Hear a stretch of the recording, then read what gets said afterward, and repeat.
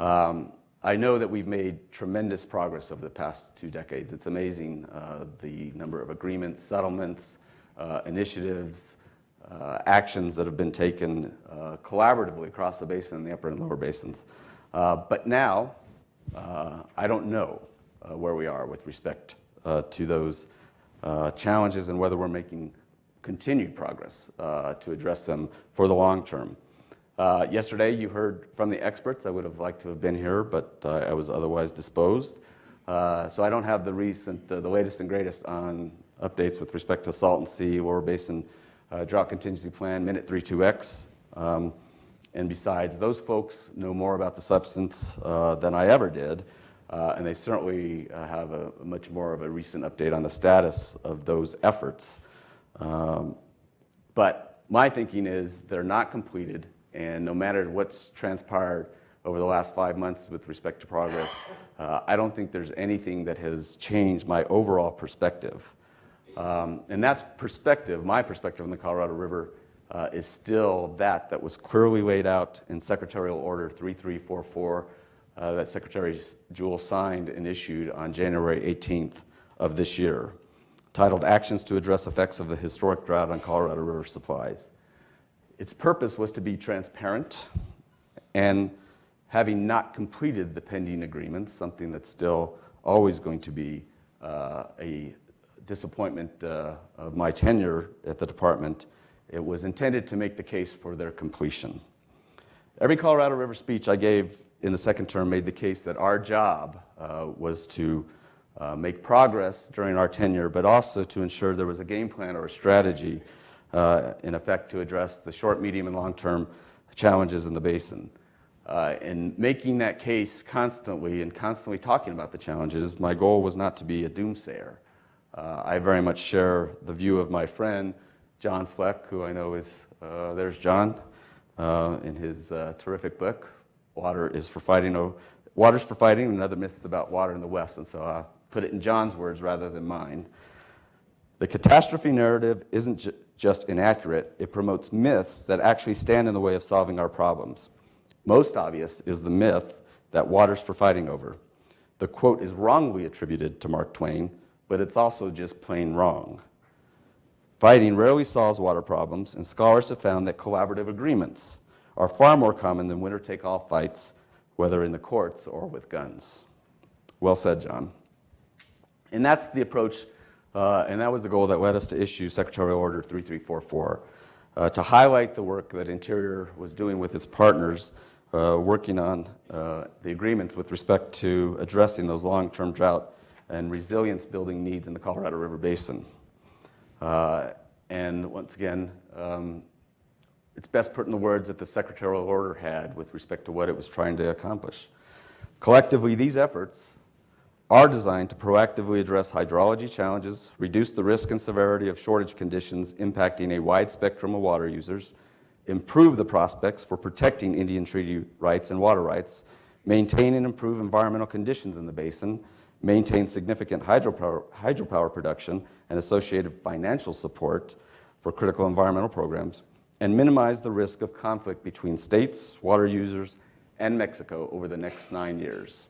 That's the goal of the drought response actions that are talked about in the Secretarial Order. So I don't know a person or stakeholder who were involved in this discussions that would publicly challenge those 6 principles as legitimate and necessary objectives of our water management strategies. There is no divvying up of winners and losers in trying to achieve those 6 principles or goals. I think every water user, every stakeholder, every economic sector, state, tribe, community, and both countries would greatly benefit from moving forward with those drought response actions. And those drought response actions, the Intra-Arizona Conservation Plan, which we talked about as DCP Plus in the Secretarial Order, the Lower Basin Drought Contingency Plan, the Minute 32X, and hopefully an Upper Basin MOA also. But sit here today in June, and those agreements have not yet been finalized. And there are some legitimate reasons as to why they have not yet been finalized. Certainly the changed hydrology this year has had an impact as people reassess their plans for both this year and how that impacts the agreements, the concessions in some cases that they were willing to make when it was much more urgent that Lake Mead may fall to the magic 1075 level and declared shortages be in place for the first time ever. And also the change of administration. And I don't mean that in a political sense, I just mean that in the sense that that's a pause. The leadership changes. New people have to be in place so that the federal government can maintain a certain level of involvement and commitments in particular to moving forward with those actions. And the new administration needs to understand the lay of the land and these actions that were in midstream at the change of the administration. That is one of the express purposes that we had in the secretarial order, to lay out this strategy for Secretary Zinke and to hopefully effectuate what has been, I think, common practice in the Colorado River Basin, where a number of these initiatives and successful agreements over time have been negotiated and finalized over a couple of different administrations, which is a very good sign for things when we can do that. And I think notwithstanding the fact that the agreements haven't been finalized, I don't think any of the 6 principles, the goals that I talked about earlier, have been undermined by the fact that there's been delay or inaction over the past 4 to 5 months. And just with the side, I don't think there's been undermining because of the inaction. I do think, as an aside, that the challenges have been potentially exacerbated by last week's action by the administration on the Paris Agreement, because I do think it could have serious implications for the long term in the Colorado River Basin. The goal of the Paris Agreements was to try and maintain a 2-degree centigrade increase in global warming on a worldwide basis. And to the extent that the U.S. isn't a party to that, that undermines that overall goal. And as we know from peer-reviewed science, the most recent addition to that was by our friend Brad Udall and Jonathan Overpeck. Temperature affects river flows. Every degree temperature increase affects river flows. And so it concerns me that the U.S. has withdrawn from the Paris Agreement. But back to the secretarial order.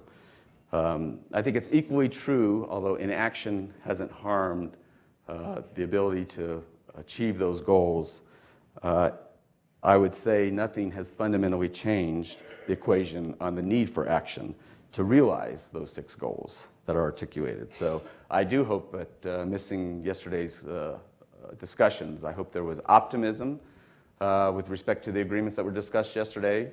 I was hoping that I'd drive in last night off the Yampa and there would be some announcements, but apparently that wasn't the case.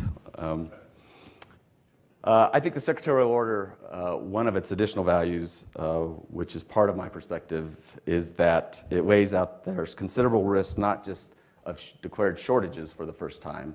I think at some point in time it's obvious that that's going to happen. But there's high risk of falling through the guidelines to critically low elevations in Lake Mead. And I think what's articulated in the secretarial order is that when the 2007 guidelines were adopted, the modeling indicated that there was a 5 to 7% risk of falling, of Lake Mead falling to a critically low elevation, which is defined as 1025, elevation 1025, 5 to 7% chance over the life of the 2007 guidelines. As of January 2017, using updated hydrology, and focusing primarily using the last 25 years hydrology, if you believe that that's more representative of the hydrology that will exist in the future, the risk of Mead falling to that critically low elevation increases to about 40%. So 5 to 7% in 2007, 40% using updated modeling in hydrology. But as also set forth in the drought in the secretarial order, if the drought response actions, the agreements that were contemplated, as they were contemplated in January, are put in place, the risk of Lake Mead falling to that critically low elevation, 1025, is 2 to 3%. It's even less than what it was back in 2007. So I think the secretarial order helps answer one of the fundamental questions posed by Doug and the conference organizers. What is the likely impact of these actions on the river? I think what the impact is a significantly reduced risk of reduced supplies and likely conflict. And with the commitments that exist associated with the Drought Contingency Plan, DCP Plus 32X Upper Basin MOU, and the Salton Sea, which I think the plan to restore, mitigate the impacts on the Salton Sea, if they're put in place, it just also greatly improves overall water management in the basin and our good management of this increasingly scarce resource. Now, if the secretarial order makes clear that if the drought response actions are not complete by June 30th, 2017, the Secretary was asking the Bureau of Reclamation to provide the new Secretary an update on the status of each of the drought response actions, an updated assessment of hydrology, particularly focused on the risk of reaching critical elevations at Lake Mead, and an evaluation of other options to minimize the risk of reaching critical elevations. I certainly hope that plans are in place to carry out that directive. In particular, and what I think is most important at this juncture, is an updated assessment of risk of falling to that critical elevation level at Lake Mead. I think from a transparency perspective, all stakeholders, all water users, all tribes need to be appropriately informed because they're developing strategies as part of this whole process. And reclamation can serve a great need out there by keeping the public updated on the risk of falling to those critical elevations at Lake Mead. PAL too, for that matter. I think that's a very valuable part of the process. So let me wrap up by just talking a little bit about how we might regain momentum with respect to those drought response actions.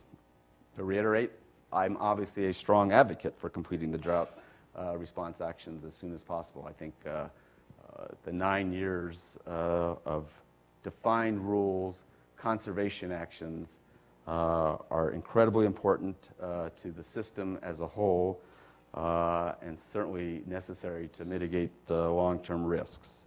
And frankly, it was not just fun spending 4 days on the Yampa. It was an incredibly enlightening conversation with it was a broad array of writers, photographers, water managers, environmental advocates, local governmental officials, but particularly the water managers in the discussion I had. They just, in every basin, everywhere, the fact that the hydrology is not the same as it once was, and even the projections that people have in a high precipitation year or above average precipitation year like this year, the system isn't responding the way it used to do. So there's a lot of change going out there, which leads me to believe a lot of projections that exist in the basin are going to, in some way, shape, or form, come to fruition at some point in time. Those challenges are real. Those reduction in flows are real. And so losing 9 years or having the advantage of taking more aggressive actions over the next 9 years until the guidelines are revised, I think is particularly critical for the long term. My advocacy and my view that the drought response actions need to be completed. I think probably there's a majority view out there, but I'm not sure there's consensus.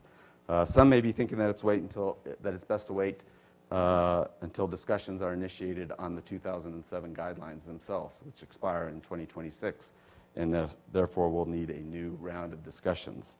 I think given the long-term projections with respect to supply and demand, I don't think we can afford losing time to that discussion taking place, which will be more complicated and which won't take place here at least for a few more years in earnest, I believe. So with respect to momentum, though, there is some really good work being done right now. I appreciate the very strong conservation work being done in Arizona on system conservation between key players like the Arizona Department of Water Resources, working with the Gila River Indian Community, City of Phoenix, and Reclamation, and I'm very proud that the Walton Family Foundation is part of that effort. Clearly, Arizona is strongly motivated, given the impacts of a shortage declaration on that state in particular. And so I think if progress can be made on system conservation and ultimately the intra-Arizona plan itself, I certainly think that its actions can drive progress towards the overall Lower Basin Drought Contingency Plan. I think that's incredibly important.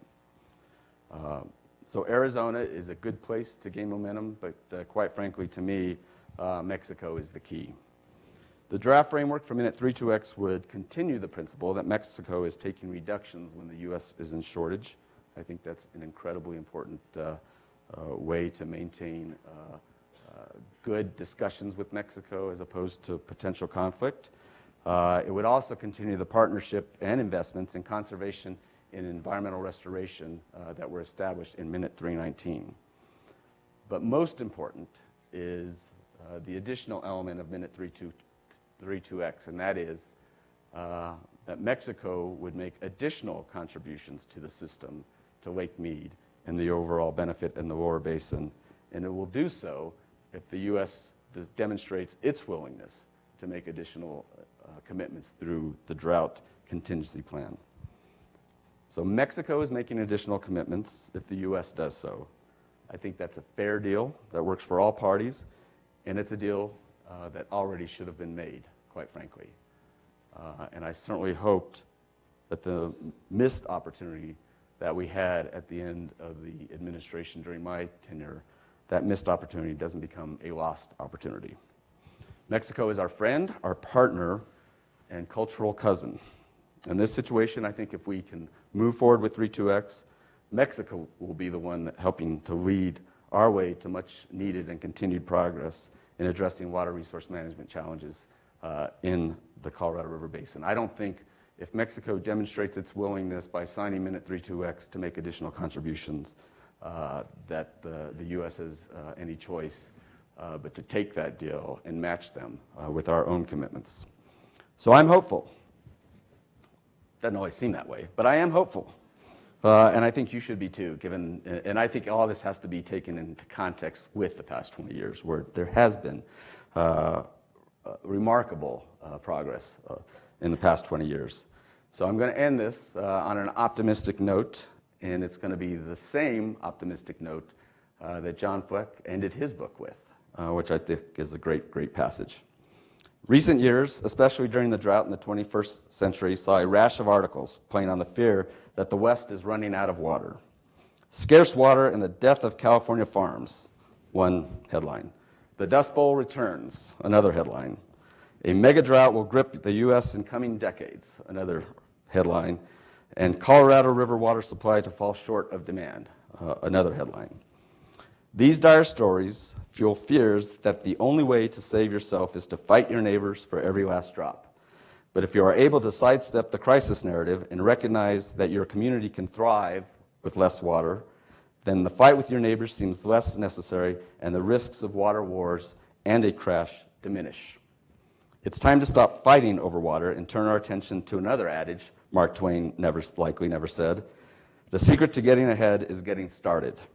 When we start talking, we can learn to share our beloved but dwindling Colorado River in a changing world. Thank you.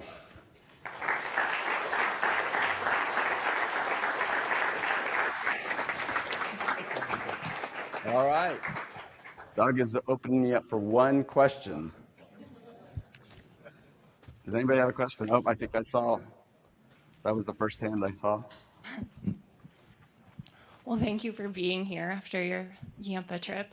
One of the things yesterday that came up in these discussions of the collaborative processes is who to have at the table at any given time. When do you need the stakeholders there? When are you negotiating between states? When do you need somebody with sign-off authority in the room? At the beginning of your talk, you mentioned that Secretary Salazar's strategic intervention at a couple of key moments was instrumental to getting minutes 318 and 319 passed. I was wondering if you're able to elaborate on that. It could be instructive for these collaborative processes, both in the binational agreement, but also more broadly. So I guess the way I would answer that question, I'm laughing because one of those is kicking me in the rear, was one of his strategic interventions. So I think what it demonstrates is that I think, in today's world, the collaborative efforts are expanding constantly.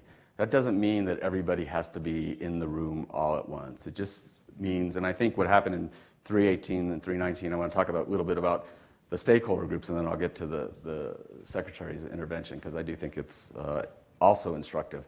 I think in 318 and 319, we were going through a process that thankfully Mexico was open to, which was having more involvement from U.S. stakeholders dealing directly with Mexico. Previously, it had been purely a federal-to-federal discussion.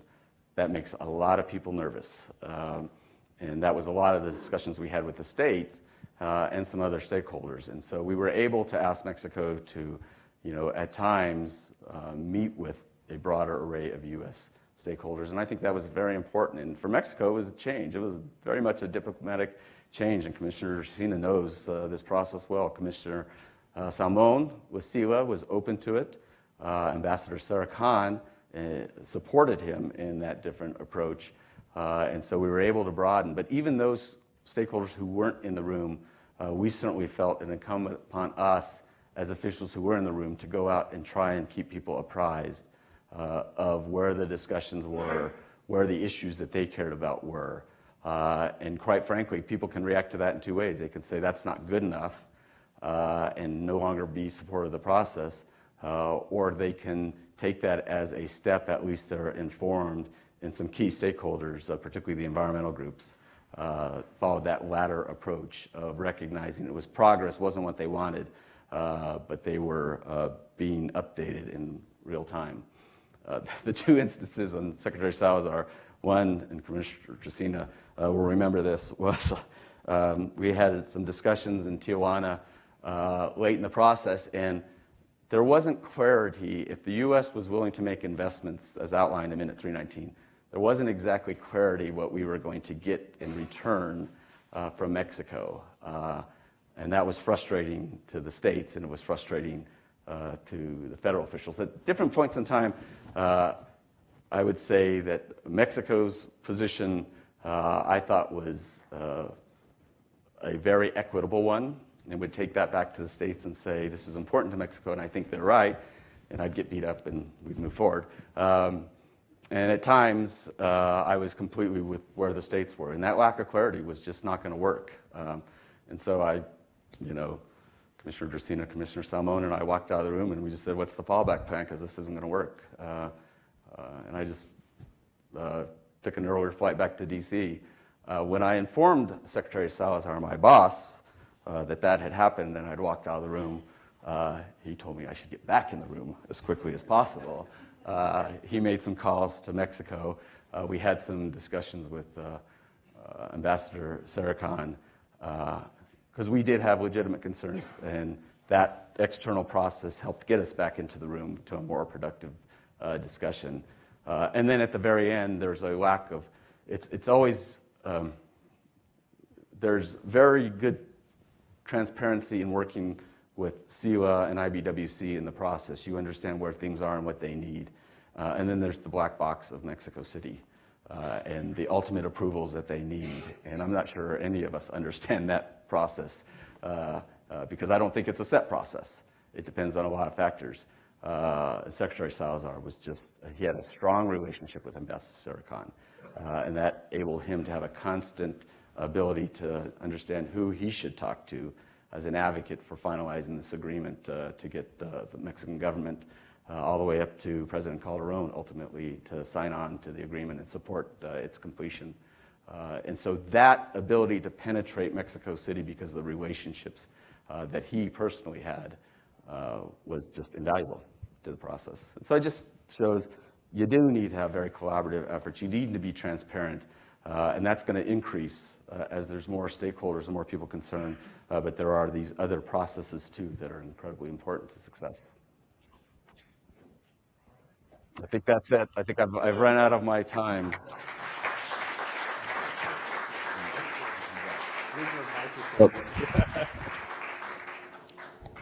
All right, this is now the NASCAR moment of the program where we need to do a few things simultaneously here, preferably somewhat quickly. So will Edelyn, Amy, and Eric come down and get mic'd up? Sean is getting the PowerPoint. The screen's coming at you. This is working beautifully. All right. I should tell you that in our next session was going to start with Taylor Hawes. Taylor is having, I won't get into the details, but dealing with a family emergency today. And so Taylor has handed off to her colleague at the Nature Conservancy, Edelyn. And I don't know how to pronounce Edelyn's last name. And so I asked her last night, how do you pronounce your last name? I just can't figure it out. She says, I don't know how to pronounce my husband says, I don't know how to pronounce my last name. Sad but true. So I'm going to let you make the best stab at pronouncing your last name because I can't do it. But this is part of our transition here from going from yesterday talking about the lower basin to today talking about mostly the upper basin. We'll quickly merge into a conversation about the entire basin. But we're going to start with Edelyn talking about the system conservation program. And is the full tire change completed already? That's impressive. Well done, Sean. All right. Well, Edelyn, the stage is yours. Excellent. Thank you. Well, my best guess is Kejau. Edelyn Kejau. Yeah. It's one of those Eastern European names. Never pronounce it how it looks. Anyway, thanks for having me today. As Doug mentioned, Taylor, unfortunately, is dealing with a family emergency and apologized for not being able to make it here. She asked me to talk today about one of the challenges that we see facing the Upper Basin as we move beyond the System Conservation Pilot Program, or SCPP. SCPP was launched in 2014 to test new approaches to reducing water consumption on a temporary basis while still protecting water rights and compensating water users who choose to participate in the program. In the Upper Basin, water conserved under the pilot program stays in Lake Powell. The water conserved through the pilot program is considered to be system water because it belongs to the system and not to any one water user, and thereby it increases the water security and reliability for all water users in the basin. The Nature Conservancy has been involved in SCPP since the beginning of the program. TNC's Carpenter Ranch on the Yampa River was enrolled in the first round, and TNC has also helped water users develop pilot programs for the second and third round of SCPP. And the SCPP has been valuable because it's an opportunity to learn and accelerate our understanding about the issues we need to address as we're exploring options to sustain us during long-term drought or shortage in the Upper Basin. We don't know exactly what type of program we're going to need going forward. Most likely we'll need something that's both proactive and reactive. But we don't know if it's going to be a water bank or another type of program. So when we talk about system conservation, demand management, drought contingency planning, and water banking, what we're really talking about is increasing water security by reducing the risk of compact curtailment in the Upper Basin in times of shortage or drought. Without knowing what a longer-term program might look like, I'm going to just refer to it today as a program for system conservation or ensuring compact compliance. But regardless of what we call it and what it turns out to be, we know that shepherding is going to be an important piece of making this puzzle work for everybody. And as I was saying, the SCPP has been a really great opportunity to understand the issues we need to address as we're exploring our options to sustain us during long-term drought or shortage. One of the challenges SCPP has brought to light is if water users are compensated to voluntarily reduce their consumptive use to benefit the system rather than another water or any one state, what happens to the water? Most simply, the reduced consumptive use stays in the stream, but there could be complications. As we move forward with developing a long-term program, how do we eliminate or reduce these complications? We have to be able to shepherd the water.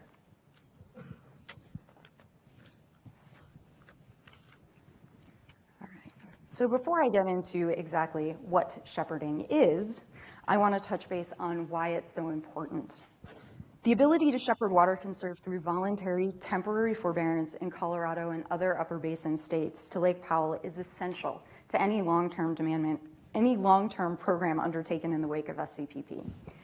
Without it, there's no guarantee that the conserved water is going to make it to storage in Lake Powell. Instead, the water could be diverted to meet consumptive demands in-state or in other downstream states. And this not only would frustrate the purpose of the water users participating in the program, but also discourages investment in greater water security to benefit the entire system and all water users that are a part of it. Moreover, shepherding will protect the water rights of water users that are participating in the program and who are agreeing to temporarily forbear their water use. And it'll keep other water rights from also being harmed as well. And last, shepherding can create environmental benefits by protecting flows from consumption as the water is delivered to Lake Powell. So, what is shepherding? Shepherding means to guide or protect. So when we're talking about shepherding water, we mean that the water is protected from consumption as it makes its way to its place of use or storage. For example, a water right with a historic point of diversion here, okay, this is right there, would be protected from consumption by upstream junior water users and, would be protected for consumption by upstream junior water users. If a water user decides not to use his or her water right, for example, because they're participating in an approved temporary state or federal land fallowing program, normally that water is available to other junior water users. But if that water user agrees to let that water be made available for a program like SCPP, there has to be some way to ensure that that water is protected from consumption, both between the source and the historical point of diversion, as I mentioned here, and then also as it's making its way downstream. For example, for system conservation, as it's making its way downstream to Lake Powell. This protection is referred to as shepherding. Because water made available for system conservation in the upper basin states has to get down to Lake Powell, we're actually concerned with two types of shepherding: in-state shepherding and interstate shepherding. So in-state shepherding refers to shepherding water past other junior water users in the same state to the state line. And for example, since we're here in Colorado, in-state shepherding in Colorado could look something like this, where water is protected from consumption between the source and the historical point of diversion here, and then down to the state line. And although we're using Colorado examples here today, I also just want to note that shepherding in-state for system conservation is also an issue in a number of other upper basin states.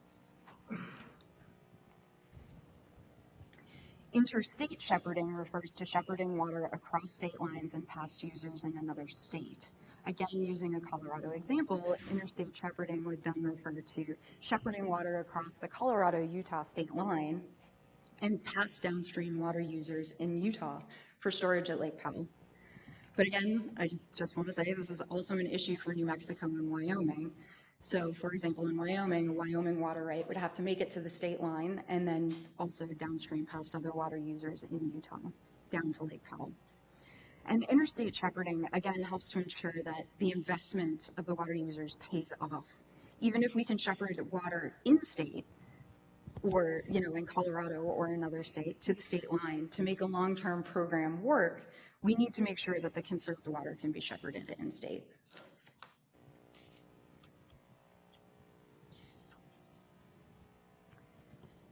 So how can we shepherd water right now under the current system?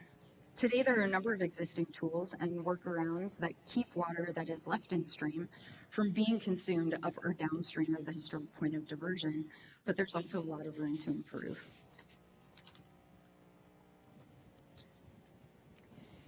In the Colorado River Basin states, there are currently a variety of tools that allow water to be shepherded to its intended place of use. Here in Colorado, for example, we have the 3 and 10 leasing statute. And once such a temporary change is approved under this statute, consumptive savings from voluntary and temporary forbearance can be called down to and protected through an in-stream flow reach, for example. Substitute water supply plans and interruptible water supply agreements can also be used for temporary changes and would allow shepherding to a temporary place of use. But all of these temporary tools have limitations. They're temporary, they also have limited durations and can only be used for certain uses. There's also the opportunity to go through a permanent change of water right in Colorado, which would allow shepherding to a new or an additional place of use or storage. But as many of us know, going through a permanent change in water court, it can be expensive, there's risk involved, and it's a very cumbersome process. In addition, Colorado statute also allows reservoir releases to be shepherded to their place of use. Under our statutes, reservoir owners can use natural streams as part of the ditch system to deliver stored water to a place where it's needed. But this tool is also limited as well in that it's limited to storage water. Because all of these tools have their limitations, we've also been exploring a few workarounds to shepherd water without a permanent or temporary change of water right. One of these methods has been to rely on water rights that have multiple uses. So some water rights have multiple uses so that the savings can be allocated from an irrigation use to a non-consumptive hydropower generation use. And these water rights can then be called down and used for hydropower instead of irrigation. For example, in the Grand Valley, which is pictured here, TNC has been working with the Grand Valley Water Users Association on a pilot project that compensates the association water users for reduced consumptive use within the Grand Valley project. Under this pilot program, the association contracted with willing shareholder participants to reduce their consumptive water use for irrigation. And then the association selected participants based on a lottery of interested applicants that met certain eligibility criteria that the association board of directors developed. Through the pilot program, the association contracts with each participant and defines the acreage and the specific method of reducing consumptive use, and then monitors each participant for compliance in reducing water use, and then accounts for and manages the water through its own system. The water from the conserved consumptive use will be primarily used for hydropower at the Grand Valley Power Plant, and then is returned to the top of what's called the 15-mile reach, which is a section of critical habitat for 2 endangered Colorado River fish species. And then from there, the water should make its way down to Lake Powell to support reservoir levels. So this project shows how shepherding can be accomplished without a water right change, but it also shows us how project-specific shepherding workarounds have to be. And this only gets us part of the way. In the Grand Valley, water users strongly preferred this workaround to the inflexibility, expense, and risk of going to water court. They were willing to think about temporary changes, but permanent changes were just a little bit too inflexible for them. So another workaround may be storing conserved water under the water rights for federal reservoirs that could then be enlisted to help the upper basin states make compact deliveries at least ferry. So how do we address the limitations of our existing tools and the workarounds? If stakeholders can reach agreement, specific state policy changes regarding shepherding could be instrumental in improving water security for all of the water users and the states. In Colorado, these possible opportunities could include these 5 opportunities. Confirming compact compliance is a recognized beneficial use. We could also expand our temporary transfer tools to benefit the system. Another option would be promulgating rules under the Colorado State Engineer's compact power to authorize shepherding for compact compliance. Making use of the existing water banking statute that we have here in Colorado and expanding it to direct flow rights. And last, entering into an agreement with other upper basin states to shepherd water to benefit the entire system. So these policy changes would, at all times, keep all water rights undiminished and fully protected, and would provide certainty for water users participating in any type of long-term program. But this by no means is a complete list of opportunities, but these are ideas that we think have a lot of potential. Comprehensive concepts like these can move us beyond the limits that our existing tools have and the limitations of our workarounds as well. And so they're therefore critical steps to take towards avoiding compact curtailment and sustaining the upper basin over the long term. That is all I have for now.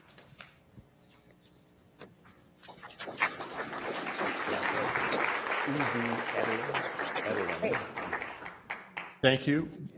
Like we did yesterday, we'll have all the speakers go before we do the Q&A. Next up is Amy Haas. Amy, when we first invited Amy to speak, she was General Counsel for the New Mexico Interstate Stream Commission and represented New Mexico in basin negotiations, but that has changed. She has a new job. Is this the first week of the new job? This is the first week. Is this your first official public presentation in the new position? This is it, and this has been pretty tough duty. I spent 2 days in Salt Lake, and then I went from Salt Lake to Jackson Hole, and now I'm in Boulder. So wherever you are, thank you, Don. Yeah. She's the Deputy Executive Director and General Counsel for the Upper Colorado River Commission, and going to talk about challenges involved with reoperating or using differently the upper basin reservoirs. Thank you. Good morning, everyone. It's a pleasure to be with you today to speak on another key component of the Upper Basin's Drought Contingency Plan, what we have called drought operations of Upper Basin reservoirs, specifically the Colorado River Storage Project Act initial units of Glen Canyon Dam, Flaming Gorge, Aspinall, and Navajo. There are 3 aspects to the Upper Basin Drought Contingency Plan: drought operations, which I will be discussing today, demand management, of which the System Conservation Pilot Program that Adeline just discussed, and weather modification. And to use maybe the most tired cliche in the Upper Basin, we call this our 3-legged stool approach. But you've never heard that before.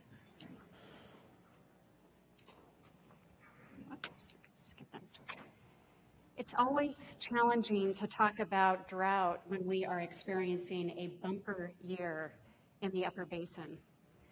Based on the April inflow forecasts, the upper green is 231% of average. Fontanelle is at 232% of average. Flaming Gorge is at 231% of average. Blue Mesa at 122% of average. And Powell is at 116% of average. However, this belies the reality that 2017 marks the 18th year of drought on the Colorado. And as Michael Cohen said yesterday, it's not clear how many more of these good years we're going to get. These 3 facts illustrate the very real impact the drought is having on inflows into Lake Powell. Specifically, 6 of the last 17 years of inflows into Powell were less than 5 million acre feet. And above average inflows into Powell have occurred only 4 years since 2000. And actually, this is 5 if you include this year. So I did have to cram a little bit, and I didn't catch this one on this slide. And then finally, 3 of the 4 lowest years on record have occurred during the 17-year drought, with 2012 and 2013 being the driest consecutive 2-year period in recorded history. This bar chart illustrates the point. If you look at the average inflows into Lake Powell between 1981 and 2010 of 7.16 million acre feet, and that's this horizontal black line, if I can, I'll just point, I guess. It's probably easier. The last 5 years, 2012 through 2016, were below average. The April 24-month study, most probable forecast for inflows into Powell is 9.3 million acre feet. and the May most probable is 8.8 million acre feet. This is encouraging. However, with respect to the last 5 years and really the last 17, not so much. So what precipitated, whoops, I missed that slide. What precipitated the Upper Basin Drought Contingency Plan? As you have heard many times in the last 2 days, the current drought on the Colorado River began in 2000, and the previous 2 slides have illustrated some outcomes of the drought. However, I believe that discussions about next steps, in particular doing more than what was required by some of our tools in our water management toolbox, in particular the 2007 interim guidelines, really took off in 2012 when the Colorado River Basin Water Supply and Demand Study was released. Among many other things, the basin study showed a 9% potential reduction in flow and an overall increase in drought frequency and duration. Then, in 2012, something unprecedented occurred. Under the 07 guidelines, only 7.48 million acre feet was released from Powell to the lower basin, the lowest release ever from Powell. Finally, and as Mike Connor just mentioned, Drs. Udall and Overpeck recently published a peer-reviewed paper that found that river flows fell about 19% between 2000 and 2014, and that drought was not the only reason for that. Rather, approximately a third of this reduction was likely due to rising temperatures. In addition, the Udall-Overpeck work found that warming alone may reduce Colorado River supplies by 35% or more if we do nothing. So in light of these fairly dire implications, what would occur if Lakes Meade and Powell drop to critically low reservoir elevations? We heard the lower basin perspective yesterday on this. However, with respect to Powell, declining levels may mean jeopardizing the upper basin's obligations to the lower basin under the 1922 compact. In other words, ensuring that 75 million acre feet finds its way to Lake Meade over a 10-year period. Also, Powell could drop below 3,490 feet, or what we call the minimum power pool elevation, that could compromise the generation of hydropower at Lake Powell and thereby deprive the 2 upper basin species recovery programs with hydropower funding necessary to provide Endangered Species Act coverage for water users and uses in the upper basin. And also hydropower revenues, which are the funding source for reclamation's reservoir operations. Finally, and very importantly, in 2013, with the results of the 2012 basin study freshen the collective conscience of the Colorado River, then Interior Secretary Sally Jewell convened the 7 basin states with the entreaty that the states needed to come up with plans to address the decreasing reservoir elevations, or else she would. The states heard this loudly and clearly, and it gave way to the creation of the upper and lower basin drought contingency plans. So what are drought operations? Drought operations are the cornerstone, in my opinion, of the Upper Basin Drought Contingency Plan. Drought ops entails taking advantage of operational flexibilities at the reservoirs, or what we call the initial units under the CRISPA, authorized by the 1956 Act. The 2 central pieces of drought ops include the release of additional water to Powell and the recovery of that storage once Powell has recovered.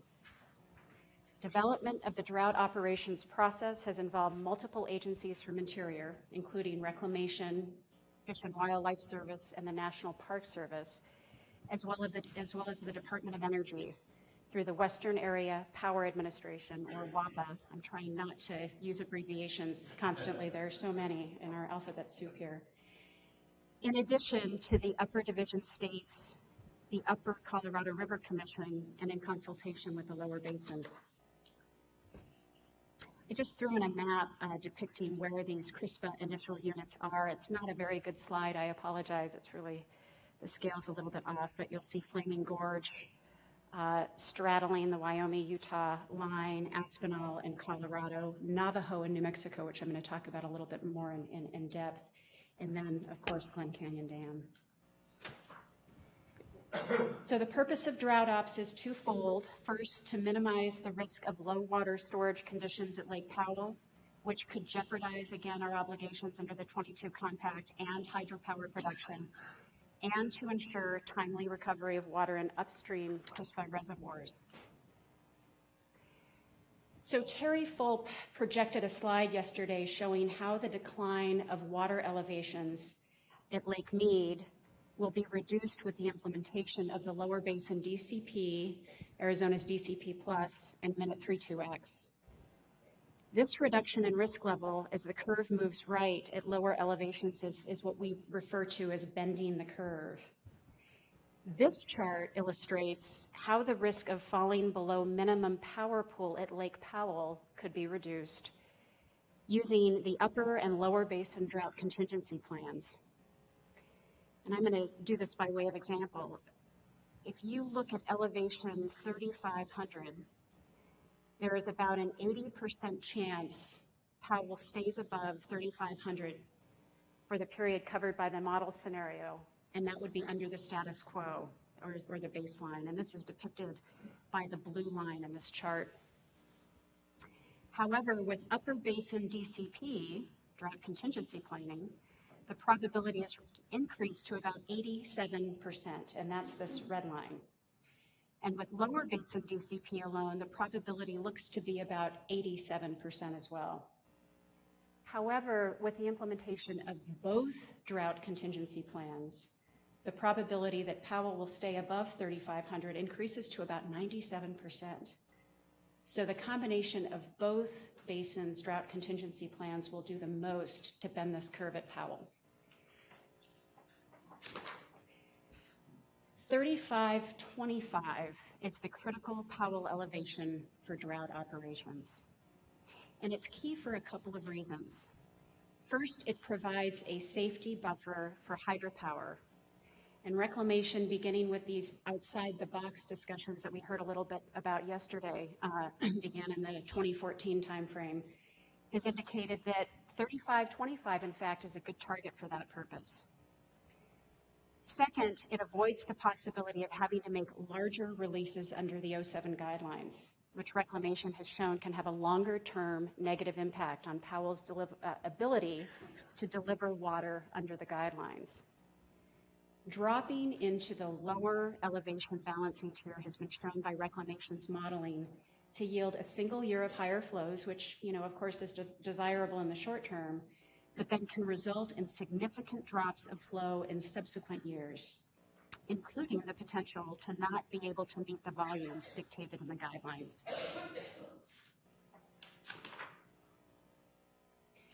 About 80% of Crispa storage capacity resides at Powell. So while all of the initial units will be considered to participate in drought operations, the other Crispa reservoirs can contribute some volumes, but they're fairly small and a very quickly drained bank. As I mentioned, a key piece of drought ops is the recovery of storage at the participating reservoir.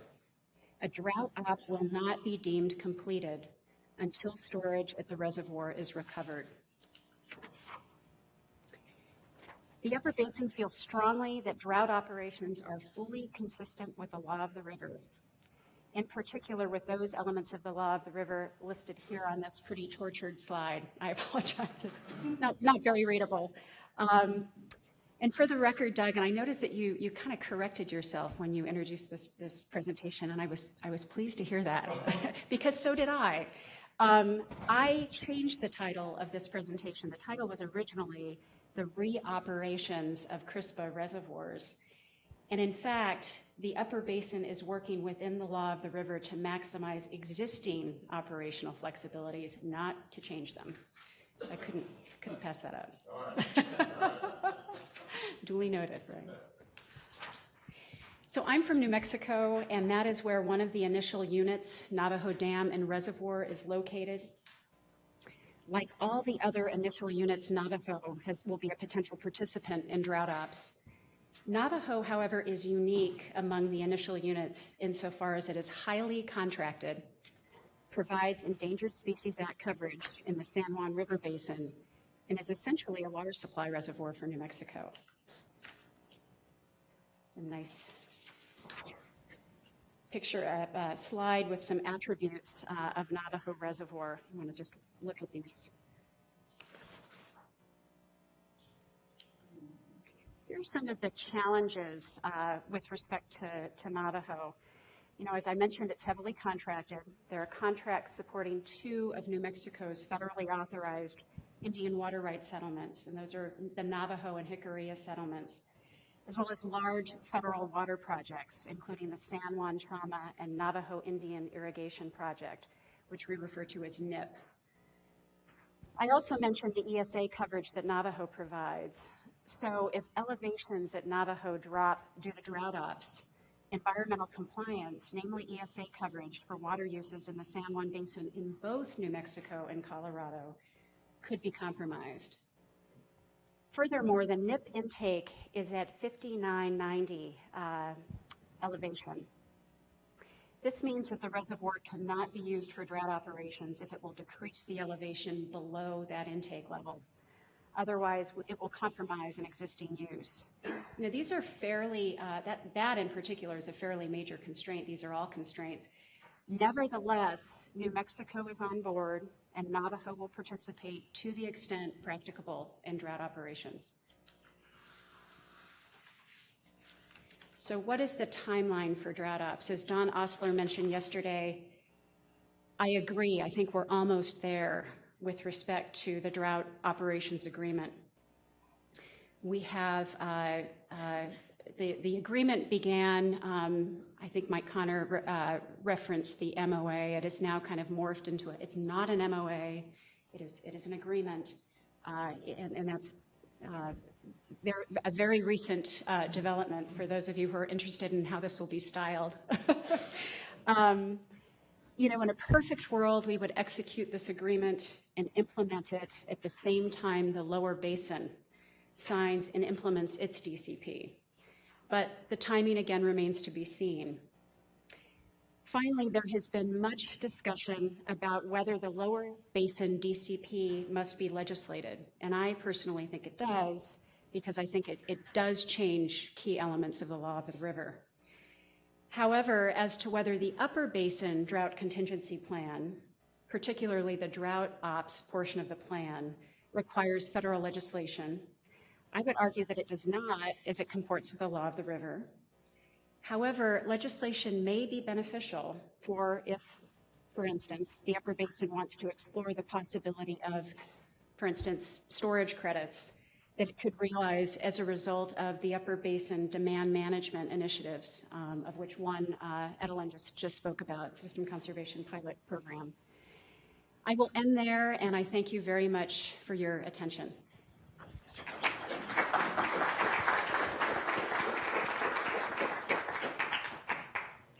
Thank you.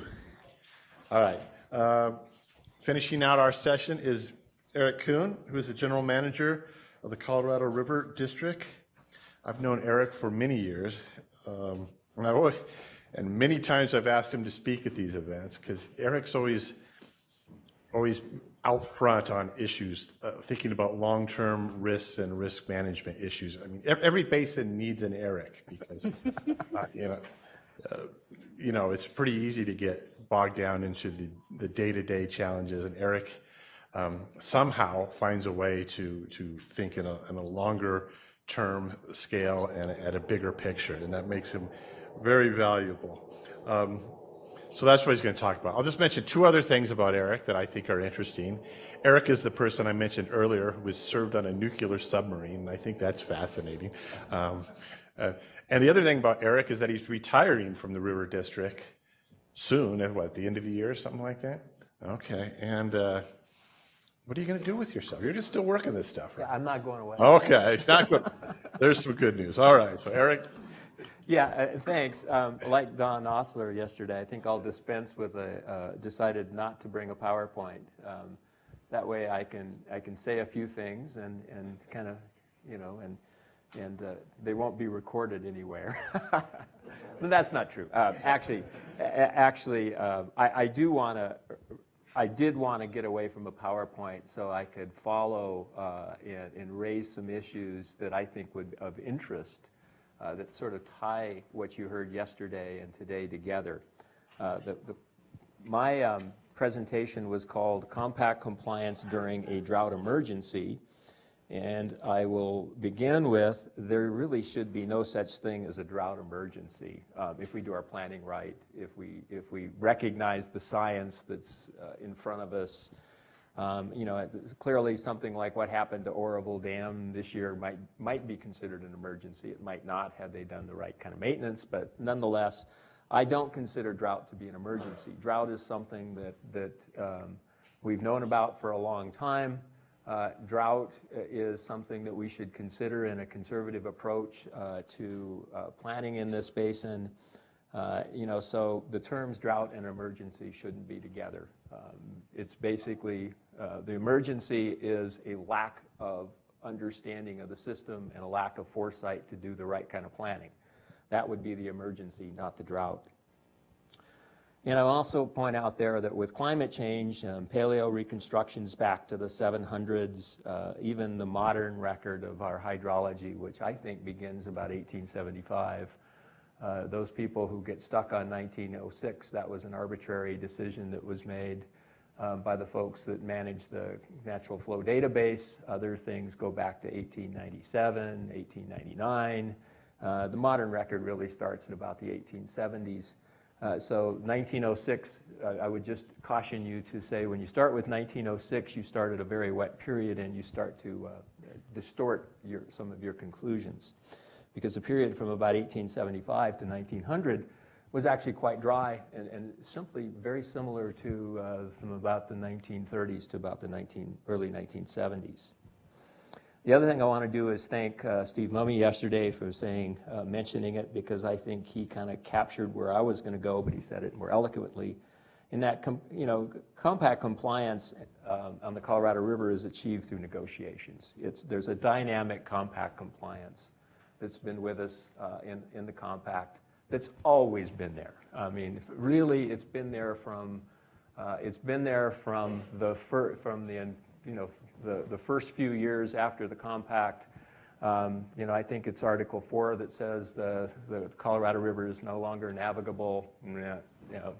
Congress said it's navigable. They did that for constitutional reasons. But nonetheless, they also, Article 11 says it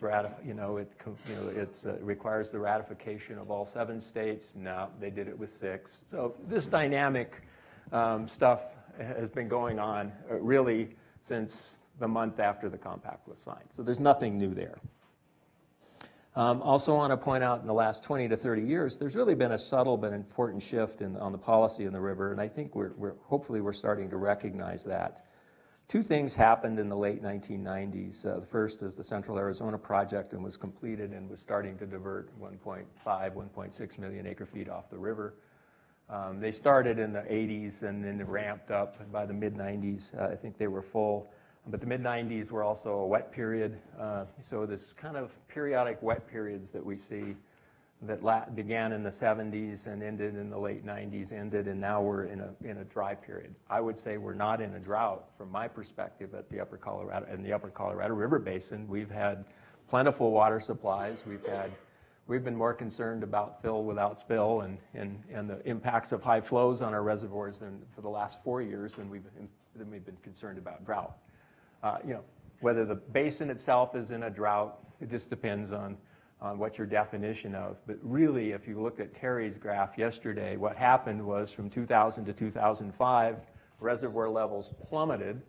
And since 2005, they've been about the same. In fact, there's been a recovery in Powell, a decline in Meade, but that's more of a way they operate between the two than the hydrology. So there's been this shift in the last few years, in the last 20 years or so, that began with the completion of CAP, added another 1.5 to 1.6 million acre foot demand on the river. It was coupled by a reduction in California's use that we talked about from about 5.1 down to 4.4. Yeah, they did sign contracts for over 5.3, but rarely did California ever use 5.3 million. It was more like 5.1, 5.2. In fact, if you go back into the 80s, they were using 4.4 often because it was a period of wet. So California's offset some of that impact, but the bottom line is drier hydrology, full demands on the system, and every drop now is fully used. I want to also bring in a couple things. I want to go to yesterday, and how are we going to move forward in the future?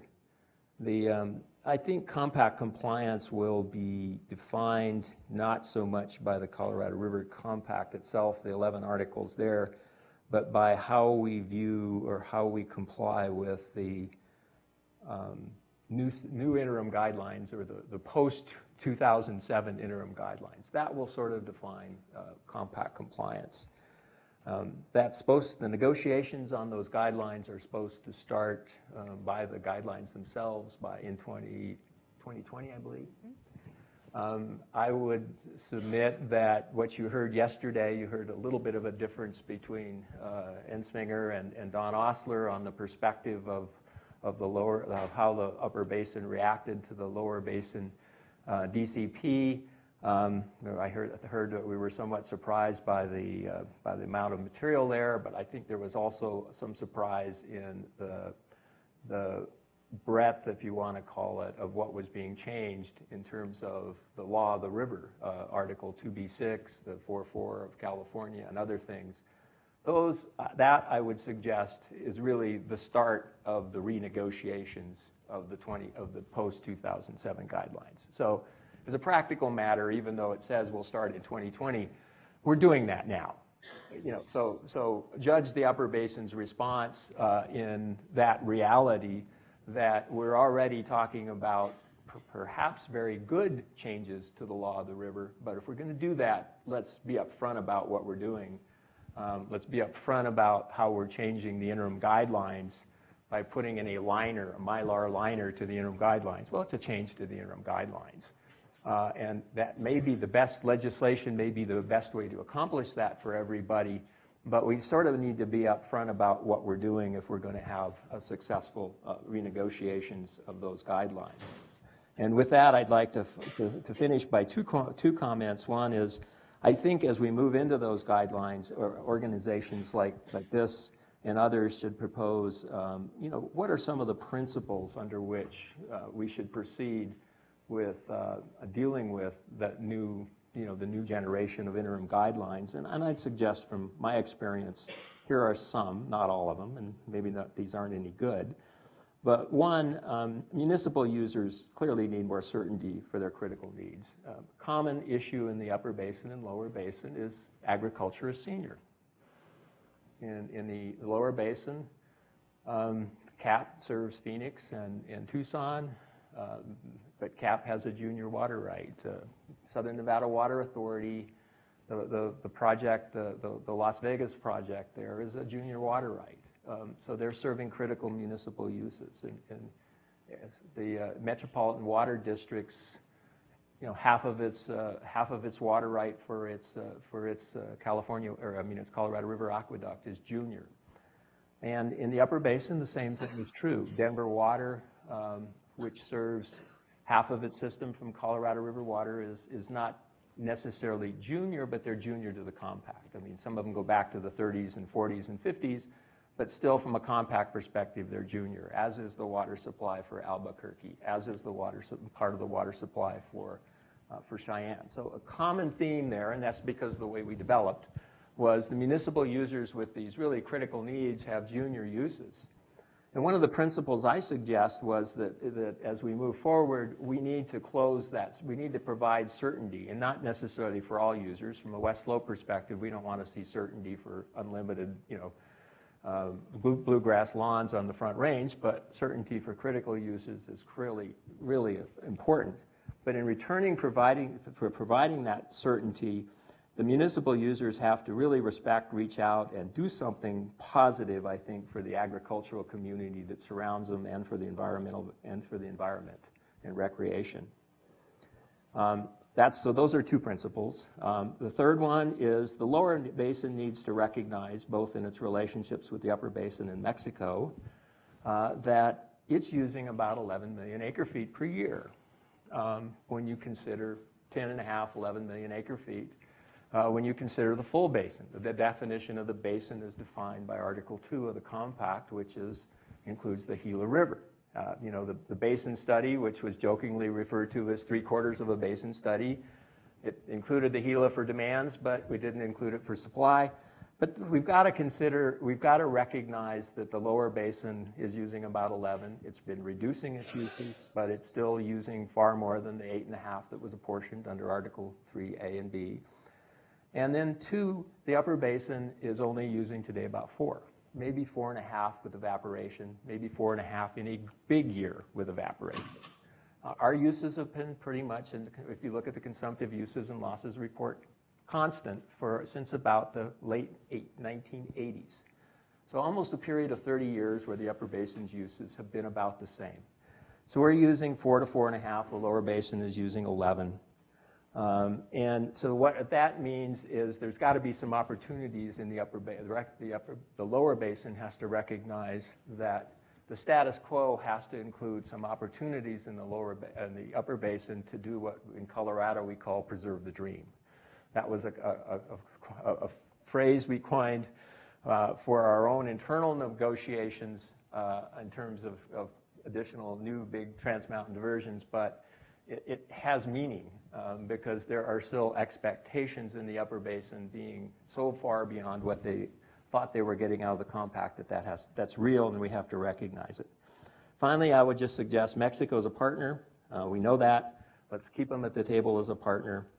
And then one more, I'm working on a little project with John Fleck to look at our understanding of the hydrology, but it's okay to take a conservative approach. And when I mean conservative, I mean a classic conservative, not a political definition. I mean avoiding risk. I mean, like a conservative dam design or a conservative investment portfolio. It's okay to look at the hydrology and take a conservative approach to the future, especially when we're facing climate change. So with that, I just want to also add one more thing.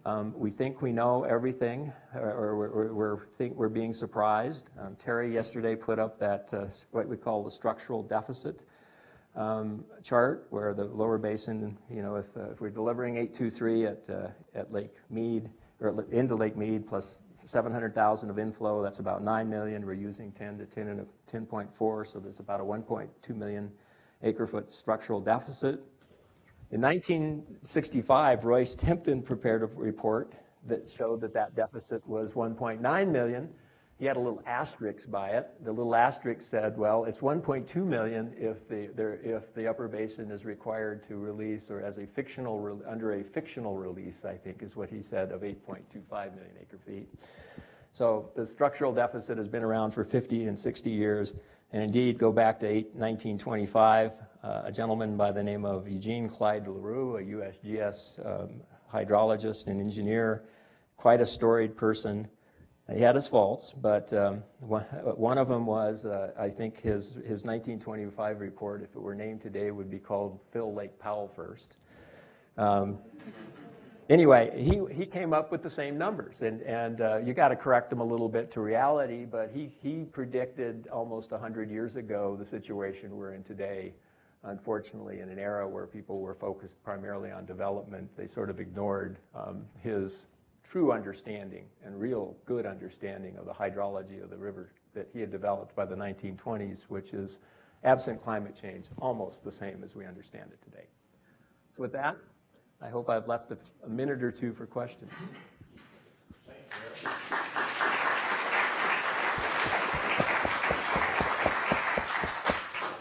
Eric, you've left a long time for questions. I mean, it's That's what you do when you don't have a PowerPoint. yeah, it's the challenge of moderating, being the host of one of these things is half the time you're behind schedule and you're trying to speed people up, and then all of a sudden, boom, you're way ahead of the schedule, and it's like, how did that happen? But we can take a bunch of questions, and we already have one. John?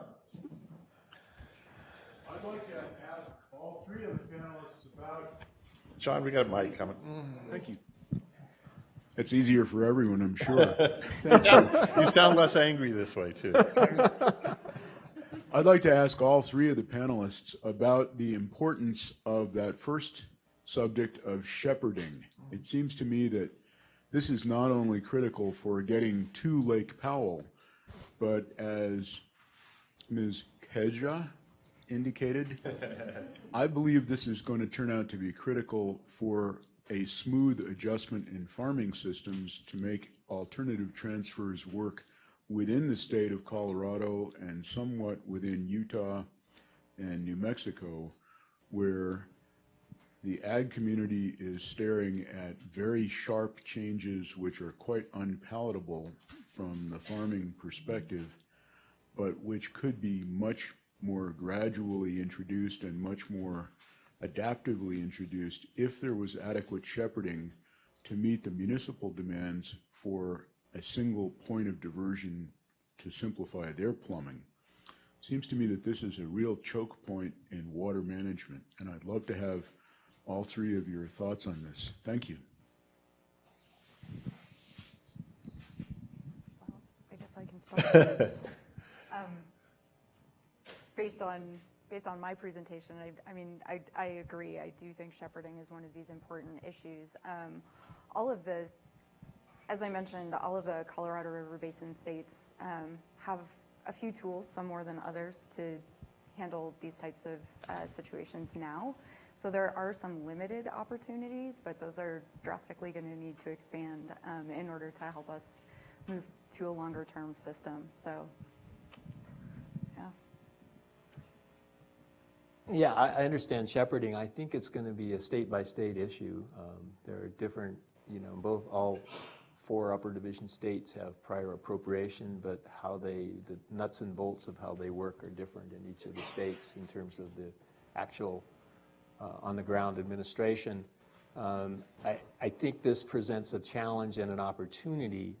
In Colorado, I know Ann Castle and Larry McDonald and others are working on this. I think there's a lot of folks that think we probably need some legislation which presents what conditions do we need to have in place before we can get successful legislation. And we're a long ways away from that right now. And that's why I say I think we need to have some better understanding of the principles, and we need to really get into a mindset where we sort of respect the rural and agricultural economies before they're going to stand by and not oppose that legislation in Colorado's legislature. So how we move forward, I think, can make that problem very easy if we reach a consensus first that there's some benefits to both sides in doing this. And if it moves forward in a combative way, I don't think that legislation is going to be successful in Colorado, and I think it's going to get tied up in water court and other places, and it's going to be a mess. Now, that's just Colorado. I'll let Amy from New Mexico, and I don't know, we're looking around for Wyoming and Utah, but again, conditions are different in each of the states in the upper division. Yeah, that's true, and I think that the shepherding piece of this is essential, and I would submit that it's one of the reasons that the System Conservation Pilot Program remains a pilot program, as we need to figure out that piece of the program. And to both of my colleagues' points, the legal frameworks of the various participating states need to be addressed.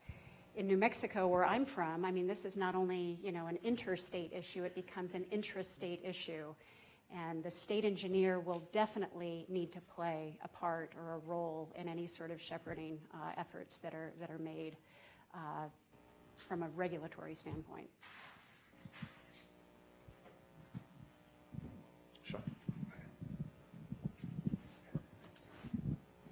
Hi there. I had a question for Amy and then also for Eric. I was kind of wondering about a point that you made at the end, Eric, about going into the 2026 guidelines and then your kind of principle for giving municipal users more certainty. I was wondering if you two would maybe elaborate on this, like what you might foresee in the new guidelines as providing a mechanism for this. Yeah, I'll just use an example of this, and I think it may be case by case, but the situation on the Colorado River with the Central Arizona project that Tom talked about yesterday, we need to recognize that, with I don't know how many millions of people in the Central Arizona between the Maricopa County and Tucson that the CAP serves, but you can't put their water supplies at risk. I think that's a fundamental issue. And let's just acknowledge that up front as one of the goals, if you want to call it, and one of the principles. And in how we get there, I think maybe requires some ingenuity, but if we resolve that as a principle. But that principle was coupled with one, it's not by itself, it's got to be coupled with one that those communities have to respect, probably invest in, and do something for the agricultural, rural, and environmental communities as well. So I'm looking at a partnership between that, a partnership there that provides more certainty for these municipal users in return for some things that make life better or the conditions better in the environment, and as well as rural communities that rely on agriculture. And I'm not sure how much I would add to this, but I think this is kind of the fundamental issue with respect to prior appropriation, right? I mean, if you're really going to administer in priority, it's a zero-sum game. You've got the seniors and you've got the juniors, and I think in this respect, as Eric mentioned, a lot of the juniors in the system are major water users, the municipalities and others, and we've got to be thinking about that and accommodating them so that we can stay away from this have and have not kind of dynamic.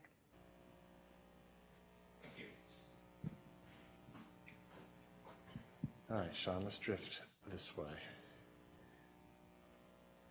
We got a couple questions down here.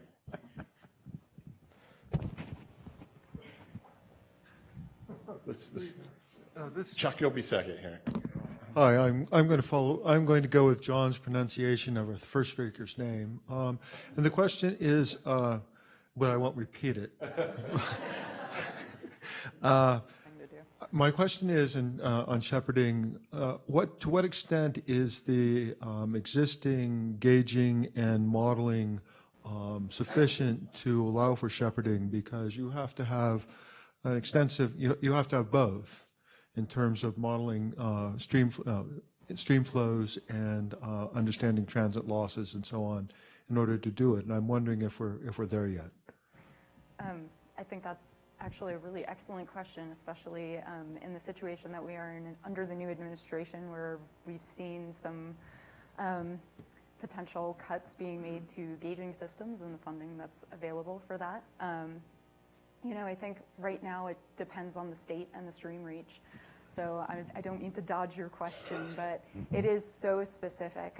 Where we're using storage buckets or where there are entire irrigation systems involved, I think that this situation is made a lot easier. But I think it is going to be a challenge, especially in a situation where we might be seeing these cuts to our gauging systems and monitoring opportunities under a new administration and a tighter budget.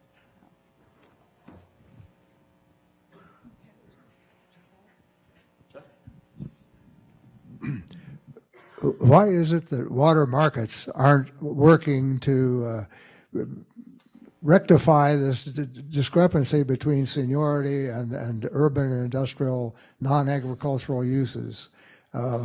We do have water markets. We have a few examples of localized, very effective water markets.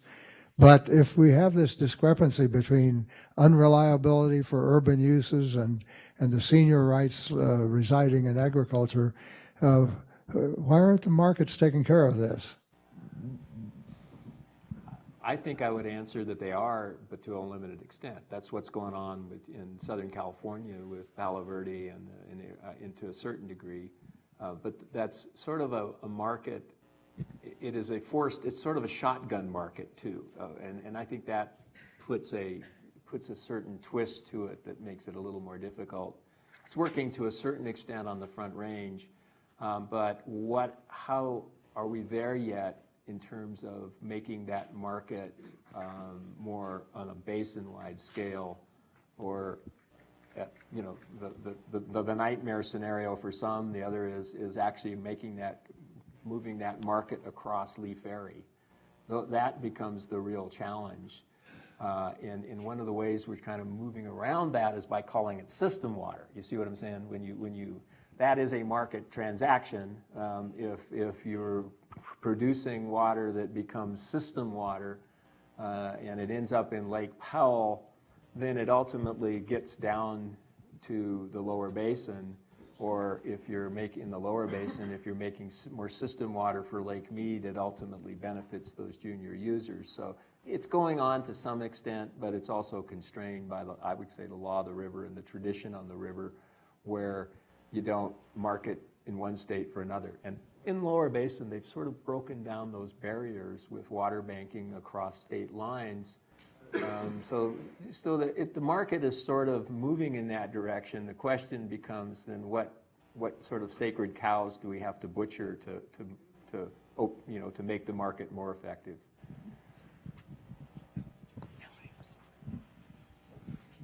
No one else wants to take a swing at that one? I would add quickly that, on the more local scale, I think some of the limitations have just been to the flexibility of moving water around and protecting water users and ensuring those protections. And so maybe we'll get more into it this afternoon, but yeah, I agree. Okay, good. Sean, where did Sean and our microphone go? All right, go ahead. This is for Eric Kuhn. I may be the lone Wyoming rep here. I'm not a Wyoming government rep. But I'm thinking about the issue that you raised about the municipal users needing to respect and recognize and invest in agricultural economies. One of the things that I and the Nature Conservancy in Wyoming and some conservation districts and the university have been working on is maybe thinking about a decision support system which would help allocate the system conservation type of money so that you have a sense of you weigh the effects locally on the economy and particularly the ecosystems of what it'll mean to shut down some of that consumption, and that would make people feel much more protected in their way of life. I wonder if that's among the kinds of things you might be thinking about, and if you could expand on your comment. I think that we've been thinking about it. We haven't gotten much progress on that in terms of local Colorado water banking issues. I think that's on our agenda, but it's one of those agenda items that's always kind of been put off, is the way I would, the next phase kind of thing.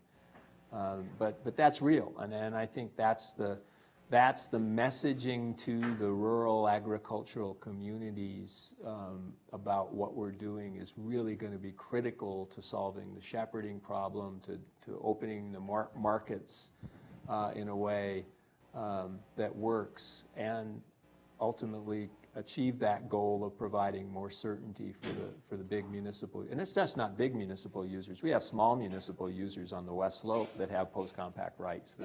They're every bit as vulnerable as Denver is. They just, their system might fit in Jim Lockhead's, office.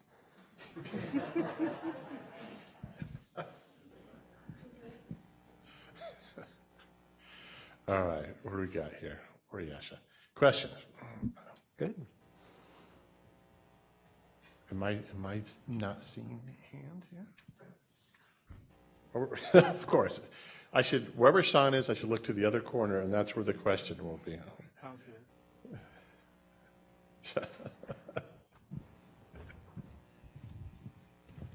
Sean, you were looking to get some exercise this week, so. Thank you.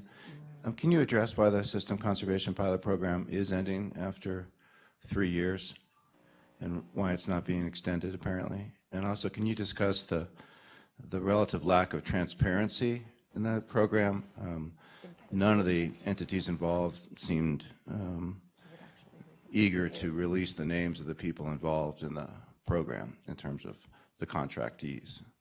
in the program, and then that fear of irrigators having it known in their communities if they were participating in that program seems to be a relevant issue in that effort. So I'll take a stab at this, the first part of your question with respect to why the system conservation pilot program is ending after 3 years. And I'm not sure I agree with that, that it's ending. There has been discussion, I think, among the commissioners of the Upper Colorado River Commission about, look, this is a pilot, right, that is suddenly morphing into something that looks a lot more permanent. In fact, you're sitting right behind one of our federal commissioner here, so she might be able to weigh in on this as well. But there's a desire to assess where we're at with this program, both in terms of issues like shepherding, but also the management of the program. This is a big task for a very small organization like the Upper Colorado River Commission, who is at the helm of the administration of this program. On the transparency issue, I am aware that there have been some sunshine law requests made of certain states. I believe one most recently was made of Colorado, and Colorado was fully compliant with that request in terms of providing all of the essential information that its state laws require with respect to the program. So I'm not really clear on the transparency issue, and maybe I'm just ignorant about any other aspects of that you might be aware of. But we also have Don Osler in the audience, who has been doing yeoman's work in terms of administering the project. So maybe Don has something to add. I don't know, Don, sorry to put you on the spot. Don, did you want to say something? All right. Since you're on the spot, let's do it with a microphone. My experience with agriculture is that it's not at all unusual that they are a very confidential group with the Department of Agriculture, with the Natural Resources Conservation Service, and true to form with this system conservation program.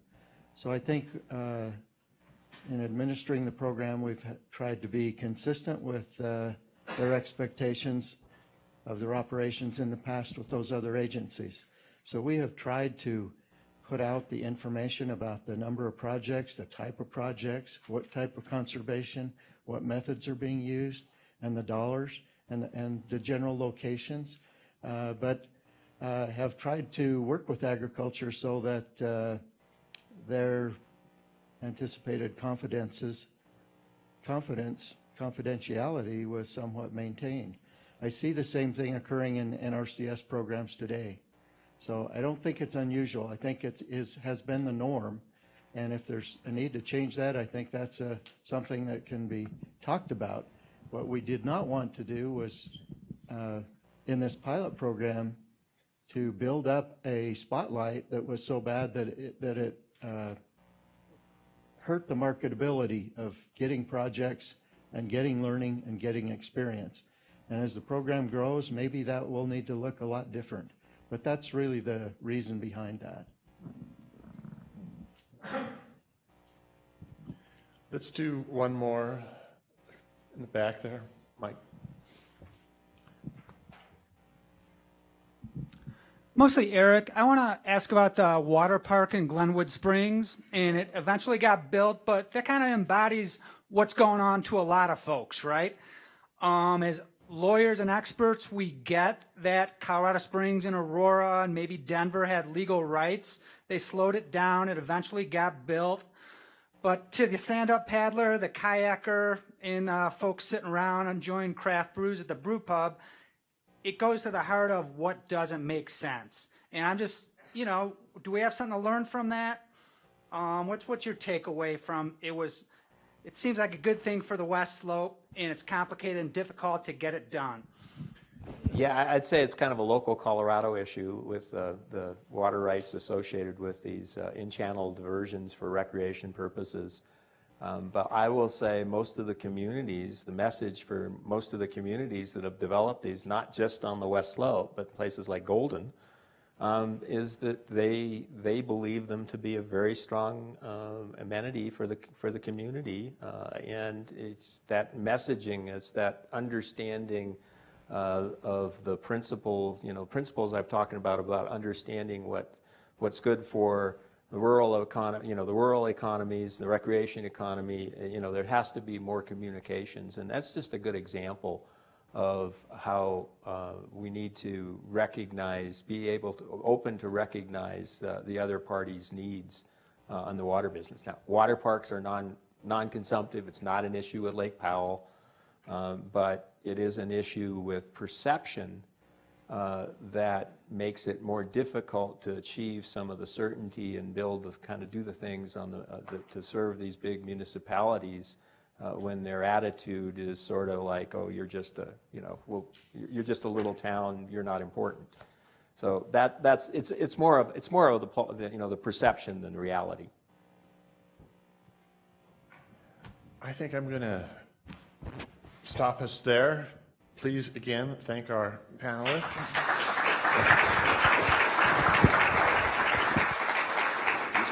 So we'll go to break now. After break, we have a session that's pretty tight on time. So I'm going to really encourage you to all be back in your seats, ready to go right at 10:30. And I might ring the bell a little earlier than usual. But we're on break.